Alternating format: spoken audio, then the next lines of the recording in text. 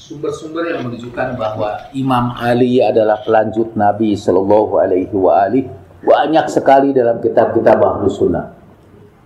Kata Imam Syafi'i rahimahullah, pendiri madhab, salah satu di antara 4 madhab, dan yang dianut oleh kebanyakan umat Islam di Indonesia dan di Malaysia, di Brunei, itu umumnya Syafi'i.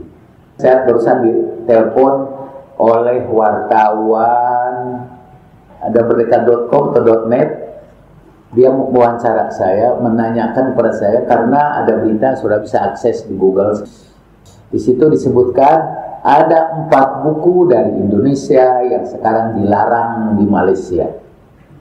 Salah satu di antara buku itu adalah buku Tafsir Sufi Al-Fatihah, tulis oleh Jalaluddin Rahmat.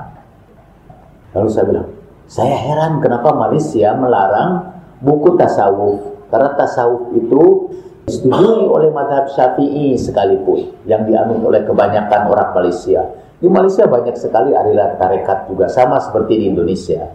Itu karena mereka menganut mazhab Syafi'i. Mazhab Hambali biasanya tidak begitu dekat dengan tarekat. Satu lagi buku Dialog Sunnah Syiah dari Syarafuddin Al-Musawi. Nah, kembali lagi, menurut Imam Syafi'i, Ali bin Abi Thalib itu menakjubkan. Musuh-musuhnya menyembunyikan hadis-hadisnya, menyembunyikan keutamaannya karena kebenciannya. Dan para pengikutnya menyembunyikan keutamaannya karena ketakutannya. Tapi ajaibnya, riwayat atau hadis tentang Imam Ali memenuhi kitab di antara 2 jilid yang tebal. Emang menakjubkan. Saya juga takjub, gimana itu hadis-hadis itu begitu banyak. Nah, pertanyaan kedua, pertanyaan pertama, gimana ya orang-orang ini pengikut Ahlul Bait yang sedikit ini dan selalu dizalimi sepanjang sejarah, kok masih bisa mewariskan kepada Ahli Sunnah jumlah hadis-hadis yang sekian banyak? Mengapa dengan hadis-hadis yang sebanyak itu, ulama-ulama Ahli Sunnah itu kok tidak menerimanya gitu? Bagaimana interpretasi dia? Mengapa kalau sudah jelas dalil-dalilnya situ tuh, kenapa tidak ikut saja sebagai pengikut Ahlul Bait? Kenapa tidak ikut saja kepada Imam Ali? Penafsiran apa gerangan yang mereka gunakan sehingga mereka tidak mengikuti Ahlul Bait? Saya sudah menemukan ada beberapa cara yang pernah mereka lakukan sejak awal supaya hadis-hadis Ahlul Bait itu tidak diterima oleh umat seluruh. Yang pertama, menolak hadis itu, mendhaifkan hadis itu. Kalau sudah baca buku Ibnu Taimiyah Minhajus Sunnah, kata hadis yang ada dalam Bukhari pun dia dhaifkan kalau ada hubungannya dengan Imam Ali. Coba saudara bacakan hadis tentang Imam Ali, itu dhaif. Saya pernah didhaifkan, atau bahkan lebih dari itu dianggap hadis ini maudhu, bikinan orang Syiah. Pencipta hadis palsu yang pertama, kata mereka, adalah orang-orang Syiah. Baca misalnya buku Dr. Miftah Farid, buku kecil itu biasa dipakai di ITB sampai sekarang, pokok-pokok ajaran Islam. Salah satu ciri bahwa hadis itu dhaif ialah ada orang Syiah di dalam periwayat. Kalau ada hadis kemudian tiba-tiba di periwayatnya Jalaluddin Rahmat, hadis itu langsung dianggap dhaif. Karena itu ciri-ciri hadis dhaif. Masjid Istiqomah itu pernah mengedarkan kepada jemaahnya surat selebaran Jalaluddin pembohong. Jadi udah, kalau orang Syiah melewatkan hadis itu anggap bohong aja. Sehingga walaupun kita bacakan hadis-hadis itu, mereka tidak usah menafsirkan, bohong gitu. Jadi tidak usah dipercaya. Dengan itu tertutuplah itu. Dan saya pernah dialog di Universitas Islam Negeri Alauddin Makassar ya. Kita berbicara tentang sahabat Nabi Sallallahu Alaihi Wasallam, dan saya hadirkan orang Mandar sendiri. karena lawan saya itu orang Bandar juga. Saya hadirkan orang Bandar juga, itu Dr. Muhammad Zain dari Diklat Departemen Agama. Saya hadirkan beliau dan membahas itu dengan hadis-hadis juga lengkap. Dan sudah selesailah diskusi, udah ditutup. Setelah ditutup diskusi, tiba-tiba ada seorang berdiri. Kalau nggak salah dia dari Muhammadiyah di Makassar, pimpinan Muhammadiyah. So, berdiri dan yang berkata, Jalaluddin Rahmat itu pembohong. Langsung duduk lagi, udah gitu aja. Dan itu acara sebenarnya udah ditutup dengan doa, tapi rupanya dia ingin menghapuskan seluruh hadis-hadis yang saya sampaikan itu. Sehingga dengan kata pembohong cukup. Dan kalau saudara belajar ilmu hadis, hampir semua tokoh Syiah itu menurut para ahli hadis kenalannya itu disebut kadzab, rafidiyun, khabithun, kadzabun.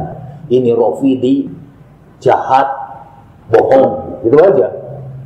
Al-Kisah itu ada hadis ana madinatul ilmi wa aliyun babuha. Jadi dibahas dalam sebuah pertemuan oleh salah seorang ahli hadis. Kalau saya tidak salah Al-Juzazan.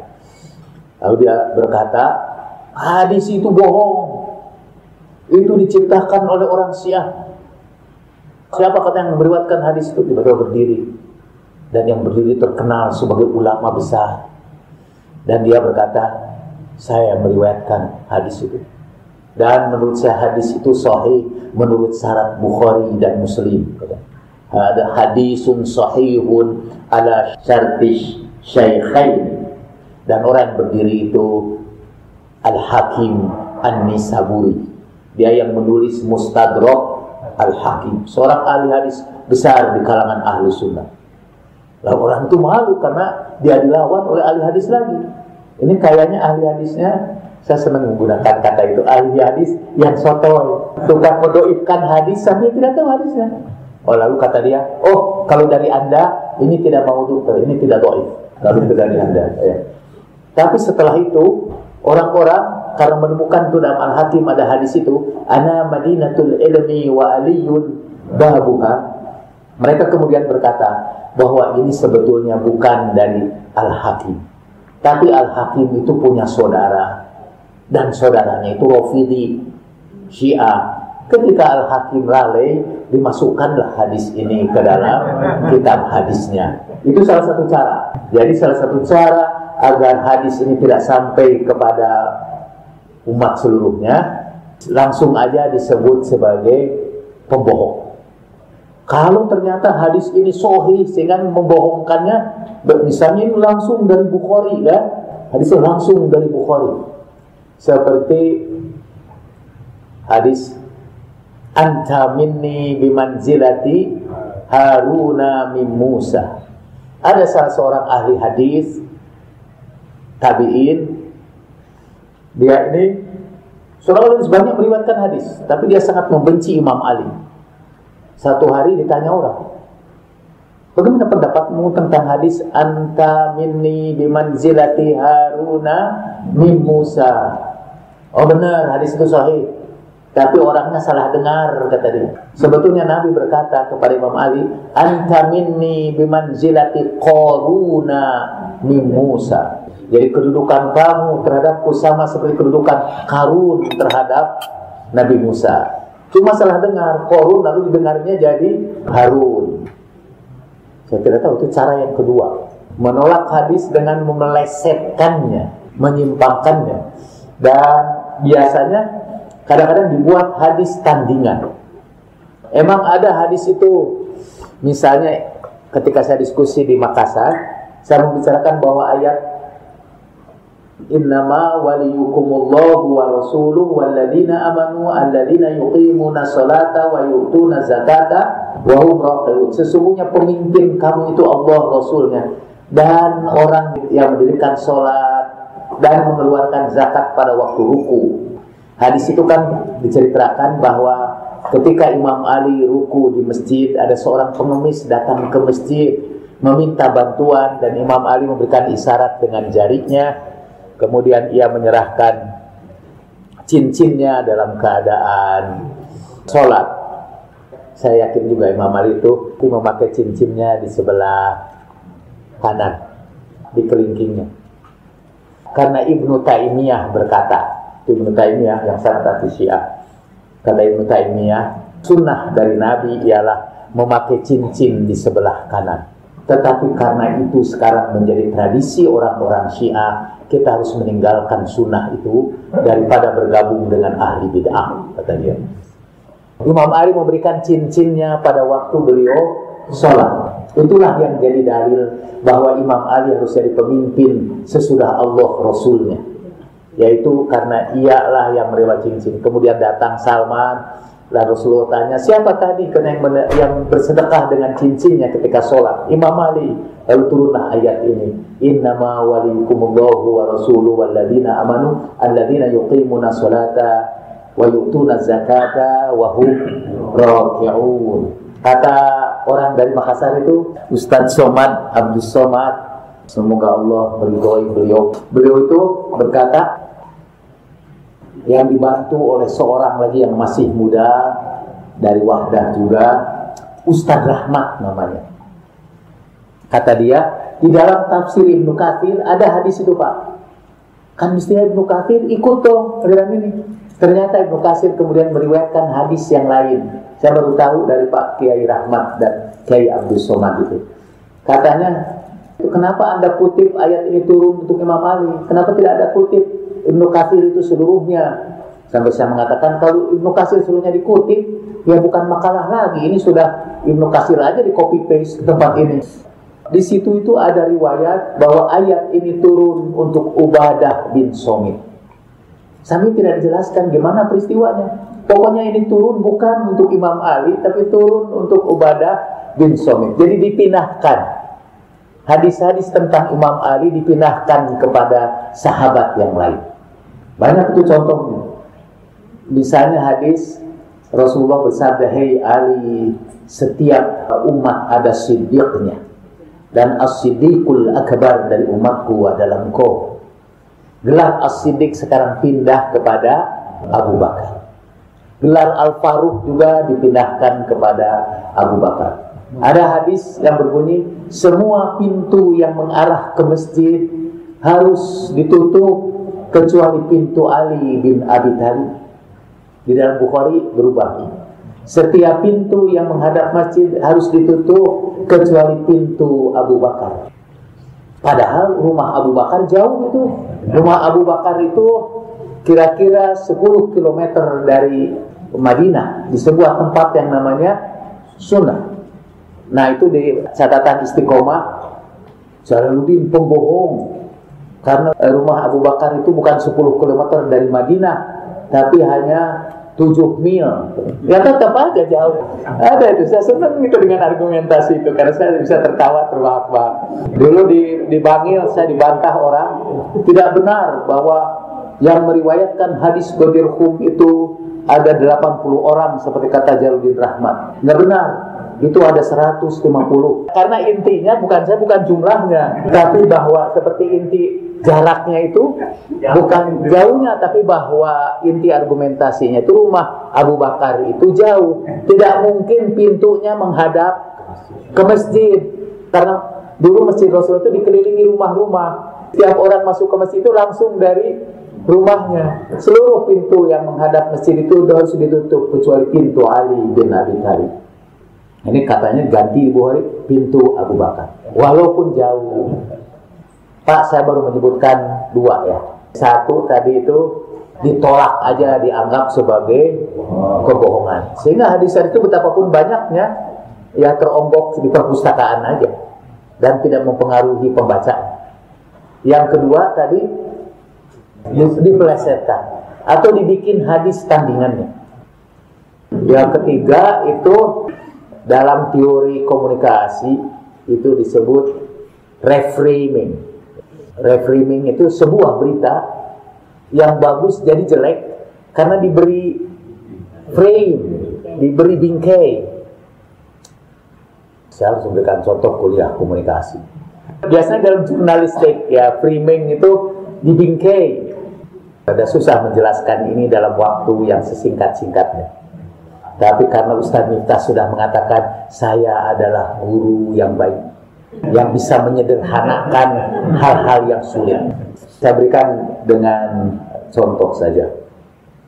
Ada hadis yang berbunyi begini. Nabi Shallallahu Alaihi Wasallam bersabda, Inna Fatimata bid'atu minni. Sesungguhnya Fatimah itu belahannya waktu. Siapa yang menyakiti Fatimah, dia menyakiti hatiku.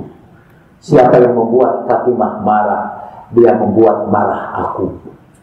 Siapa yang membenci Fatimah, dia sebetulnya membenci aku. Kira-kira gitu.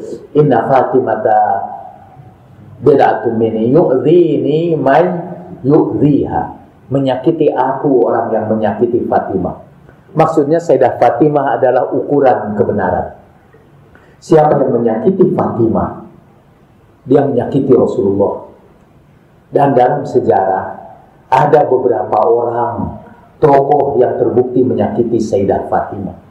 Ada tokoh yang membuat Sayyidah Fatimah keguguran karena perutnya yang sedang mengandung ditusuk dan dipukuli. Tokoh ini jelas menyakiti Sayyidah Fatimah, dan karena itu dia termasuk menyakiti hati Rasulullah. Dan dalam Al-Quran, orang yang menyakiti Rasulullah dilaknat di dunia dan di akhirat. Innal ladzina yu'dzuna Allah wa rasulahu la'anahumullahu fi dunya wal akhirah wa 'adda lahum 'adzaban muhina. Jadi dilaknat Allah di dunia dan akhirat itu surat Muhammad sallallahu alaihi wa alihi ayat 57. Tidak boleh menyakiti hati Rasulullah, dan ini menyakiti hati Rasulullah. Jadi sekarang hadisnya itu supaya tidak kena sama orang itu, hadisnya diberikan bingkai, diberikan pengantar, sehingga artinya itu menjadi lain. Katanya satu saat dibikin cerita, sehingga hadis ini artinya tidak lagi membela Imam Ali, karena Sayyidah Fatimah itu istri Imam Ali, dan Sayyidah Fatimah dianiaya karena beliau itu istri Imam Ali. Nah sekarang diubah dengan dibuat cerita. Konon katanya gitu menurut cerita, itu Imam Ali bermaksud mau menikah lagi dengan anak Abu Jahal. Abu Jahal tinggal di Mekah, Imam Ali tinggal di Madinah. Entah gimana tuh Imam Ali pacarannya dengan anak Abu Jahal, dan Abu Jahal itu dibunuh oleh Imam Ali. Sejarah, tapi disebutkan Imam Ali bermaksud mau menikah dengan anak Abu Jahal. Dalam cerita para kiai di Indonesia ditambah-tambah lagi itu ceritanya. Katanya Rasulullah tanya Sayyidah Fatimah, bagaimana rasanya kalau kamu dimadu? Begitu. Lalu Sayyidah Fatimah bersandar pada pohon pisang, dan pohon pisang itu menjadi gersang. Walaupun Sayyidah Fatimah mengatakan nggak apa-apa, tapi itunya gersang. Itu cerita juga tidak lolos dari kritik sejarah. Pertama di Madinah nggak ada pohon pisang, dan keduanya kalau kita yakin bahwa Sayyidah Fatimah tidak akan berbohong, lidahnya adalah lidah yang maksum. Dan ketiga memang ceritanya bohong, itu hanya tambahan. Kebohongan biasanya lebih ramai kalau ditambah lagi dengan kebohongan lainnya yang lebih dramatis gitu. Kalau itu cerita Imam Ali saja mau menikah dengan anak Abu Jahal sangat dramatis. Lalu kata Rasulullah Shallallahu Alaihi Wasallam memarahi Imam Ali dengan berdiri di mimbar, Fatimah belahannya waktu. Siapa yang menyakiti Fatimah, dia menyakiti hatiku. Nah sekarang coba siapa yang menyakiti Sayyidah Fatimah? Imam Ali. Hadis ini yang tadinya memuliakan Imam Ali dan Ahlul Baitnya, sekarang menjatuhkan Imam Ali karena diberi reframing, diberi bingkai. Itu bisa jadi satu disertasi tersendiri. Sehingga disertasi saya dicopotin berulang-ulang, biar itu untuk disertasi yang lain. Mengumpulkan bagaimana cerita-cerita tentang kemuliaan Imam Ali berubah menjadi kejelekan Imam Ali dengan diberi bingkai, diberi konteks. Ya. Saya kira apa ngerti atau tidak bingkai itu tidak jadi soal buat saya. Tapi itu salah satu cara juga. Jadi saya sudah menyebutkan 3 cara ini ya. Reframing itu yang ketiga, jadi disertasi tersendiri. Yang kedua itu diplesetkan atau dipindahkan ya, pindahkan kepada yang lain, dibikin tandingannya dari hadis itu. Yang pertama, udah pendeknya bohong aja, itu lebih ringan. Terusnya kalau sudah diskusi nanti dengan mereka pasti yang bilang bohong atau hadisnya maudhu. Dan tapi tanya kalau gitu, apa buktinya bahwa ini bohong? Dan salah satu dalil yang akan juga dipakai ialah itu dalil mana mungkin istri-istri Nabi itu mana mungkin berkhianat kepada Nabi. Tapi ini Al-Quran mengatakan kalian bahu-berbahu untuk menyakiti hati Nabi di dalam surat At-Tahrim. Mana mungkin kata dia. Udah, kalau mana mungkin itu penafsiran kita yang salah itu, atau penerjemahan yang salah. Jadi harusnya diterjemahkan kamu bahu-membahu dalam menyakiti hati Nabi. Tetap aja Al-Qurannya sampai sekarang dalam terjemah Departemen Agama juga. Yang keempatnya, kelimanya, katanya Imam Ali itu pernah dikutuk di mimbar-mimbar selama 80 tahun. Dari ribuan mimbar di zaman Bani Umayyah, Imam Ali dikutuk dan dicaci maki di mimbar itu. Itu hadisnya banyak. Dalam Bukhari juga ada, ditemukan oleh Ustaz Miftah, diterjemahkan keliru dalam bahasa Indonesia. Harusnya di situ, mana aka antasubba Aba Turab, mengapa engkau tidak mau mencaci maki, mengutuk, memaki Abu Turab, mengecam Abu Turab. Terjemah Indonesia memang cerita. Mengapa engkau memaki? Mengapa engkau memaki? Padahal artinya mengapa engkau tidak mau memaki? Padahal karena sebelumnya Muawiyah memerintahkan Sa'ad titik. Dijelaskan memerintahkannya untuk apa. Kemudian ia berkata, mengapa engkau tidak mau memaki Ali bin Abi Thalib? Mestinya kan hubungannya Muawiyah memerintahkan Sa'ad bin Abu Waqqas untuk memaki Imam Ali, tapi Sa'ad tidak mau. Pertanyaannya, mengapa engkau tidak mau memaki? Itu nyambung kan? Sekarang terjemahannya enggak. Muawiyah memerintahkan Sa'ad titik.